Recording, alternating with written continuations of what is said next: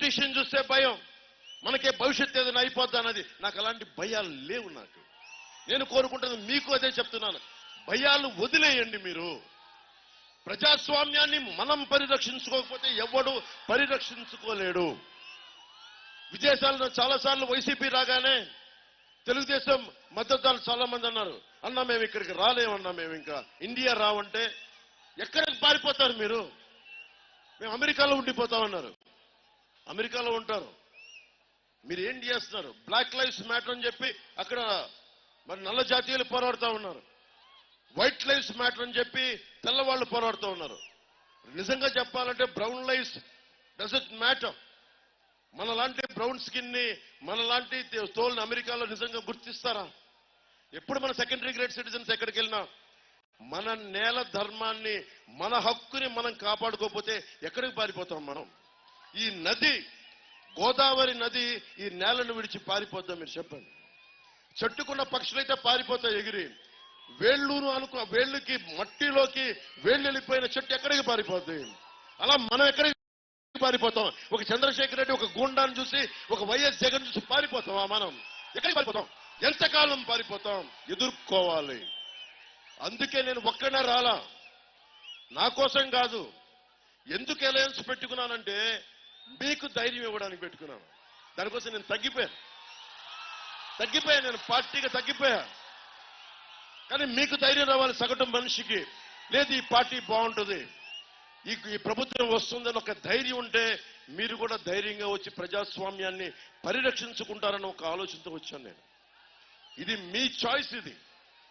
ఎందుకంటే నేను ఎన్ని అరిచినా, ఎంత కోపడ్డా, సగటు ఆంధ్రాలో ఉన్న సగటు మనిషికి కోపం రాకపోతే నేను ఎంత అరిచి గీ పెట్టుకున్నా నేనేం చేయలేను. భవిష్యత్తు మీ చేతుల్లో ఉంది. చంద్రశేఖర్ రెడ్డి అనే వ్యక్తి కాకినాడని ఏం చేశాడో ప్రతి ఒక్కరికి తెలుసు. మీకు తెలుసు, చంద్రశేఖర్ రెడ్డి చేసి తెలుసు కదా. అతనికి ఒకసారి కావాలా మీకు? చంద్రశేఖర్ రెడ్డికి ఓటేస్తారా మీరు?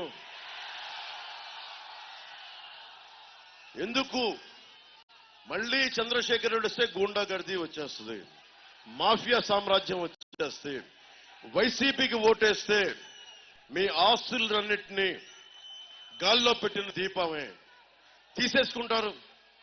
ఎవరెవరు ఆస్తి పత్రంలో జిరాక్సులు చూపిస్తున్నారు ఈరోజు టీవీలో అంటే అర్థమవుతుంది కదా.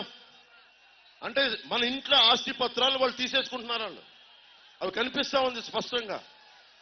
అందుకని చెప్తా ఉన్నాను, మీకు భవిష్యత్తు అన్ని ఉపాధి, విద్య, వైద్యం, ఉపాధి, సాగునీరు, తాగునీరు అన్నింటికి మించి లా అండ్ ఆర్డర్.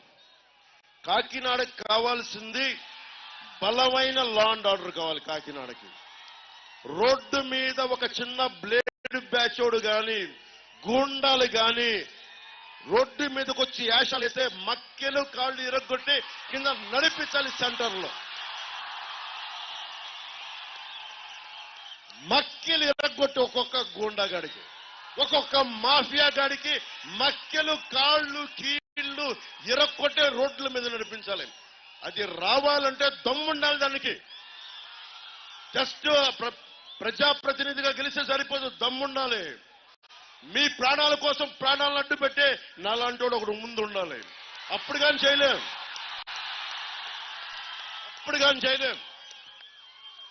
అందుకని చెప్తున్నాం, మీ బాధ్యత ఇది.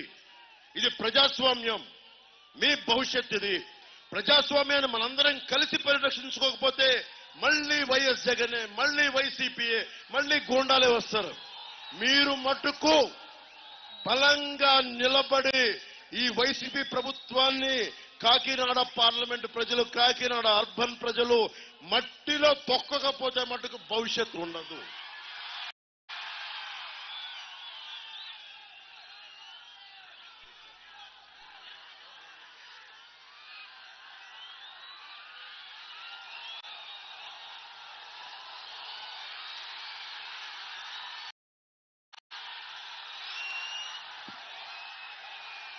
నాకు నిజంగా ఇది మార్పు సమయం. మీకు ఒక్కొక్కరికి ఒక 20 ఏళ్ళు, 22 ఏళ్ళు ఉన్నారు చాలా మంది బిడ్డలు ఇక్కడ. 5 సంవత్సరాలు కాలం ఇలా తిరిగిపోతుంది.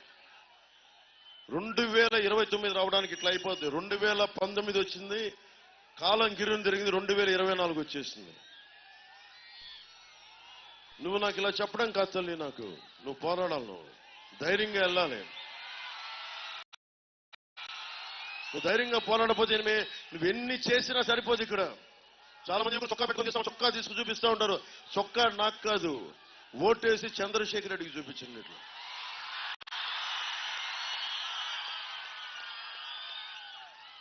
నేను మీకు ఒకటే మాటిస్తున్నా, కూటమి ప్రభుత్వం రాగానే కాకినాడ మళ్ళీ పాత విధానంలో లా అండ్ ఆర్డర్ చాలా బాగుంటుంది. మాఫియా రాజ్యాన్ని అరికాలతో ఉక్కు పాదంతో తొక్కేస్తాం మాట మీకు ఇస్తున్నాను. విద్య, వైద్యం, ఉపాధి, సాగునీరు, తాగునీరు, లా అండ్ ఆర్డర్ ఇవన్నీ సవ్యంగా ఉన్నాయనుకోండి, మీ భవిష్యత్తుకి ఎవరేం చక్కగా మీరే చేసుకుంటారు. అలాగే జనసేన, టీడీపీ, బీజేపీ ప్రభుత్వం అభివృద్ధితో పాటు సంక్షేమం ఉండాలని కోరుకుంటా ఉన్నాం. ఆ దిశగానే వేస్తున్నాం. మేనిఫెస్టో చదవండి, మేనిఫెస్టో గురించి వినండి. మెగా డిఎస్సి కానీ, 20 లక్షల ఉపాధికి ఉద్యోగాలు కానీ, 25 లక్షల హెల్త్ ఇన్సూరెన్స్ కానీ, 3 సిలిండర్లు కానీ కుటుంబానికి, మన ఆడపడుచులకి, అలాగే ఉచిత బస్సు ప్రయాణం కానీ ఇవన్నీ ఉన్నాయి. దివ్యాంగులకి 6,000 కానీ, పూర్తిగా చచ్చుబడిపోయిన 15,000 ఉన్నాయి. వీటన్నిటికీ మించి మనకు కావాల్సింది భద్రత, స్వేచ్ఛ. ప్రజాస్వామ్యం మనకిచ్చింది భద్రత, స్వేచ్ఛ. ఆ స్వేచ్ఛని మీరు పోగొట్టుకోకండి. రౌడీలు రాజ్యాలు వెళ్తున్నారంటే తప్పు మనది. మనం విడిపోతున్నాం, వర్గాలుగానో పార్టీలుగానో కులాలుగానో విడిపోతున్నాం. నేను మనుషుల్ని ఏకం చేయడానికి వచ్చాను, విడగొట్టడానికి రాను.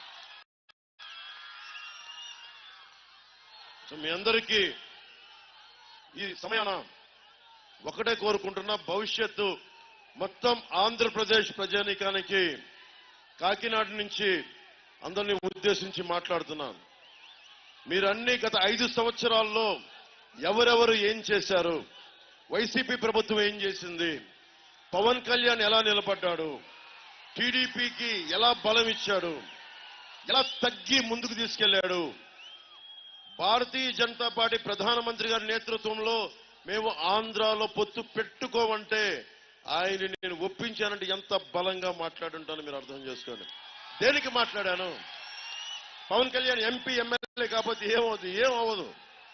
పవన్ కళ్యాణ్ చేసి కూడా సినిమాలు ఉన్నాయి. అవసరమైతే బయటకు వచ్చి రోడ్ల మీద కొట్లాడతాడు.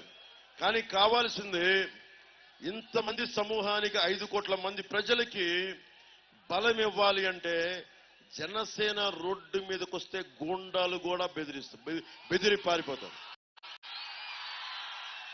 అడవి దున్నలు ఎలా పారిపోతాయో సింహాన్ని చూసి, జనసేన బయటికి వస్తే మొత్తం వచ్చి అందరూ పారిపోతారు. రౌడీ గూండాలు అందరూ పారిపోతారు. అలాంటి గూండాలు ప్రభుత్వం ఇది వైసీపీ. అరాచక ప్రభుత్వం.